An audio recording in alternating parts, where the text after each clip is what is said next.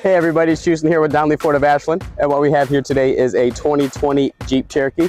Now this Jeep Cherokee comes equipped with, of course, a 4x4, also comes equipped with a comfortable yet sporty 3.2 liter V6 engine, and along with that, of course, it has a lot of room on the interior for the kids, as well as some safety features there too.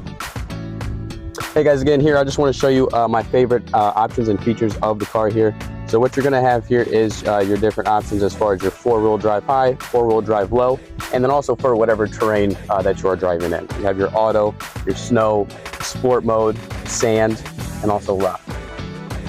And guys, for being a mid-size SUV, it still does, like I said, have plenty of room here on the interior, as well as giving you some more access here, okay? Now, if you follow me on over to the back, going to give you ample amount of room for whatever your desires are. Groceries, all-in stuff, luggage, whatever it may be, the Jeep has it for you. All right, guys, that wraps it up here for the 2020 Jeep Cherokee. If you guys have any questions about it, please feel free to give me a call. I'm extension 1014, or go ahead and stop by the store, and I'd be more than happy to assist in any way I can. Thanks.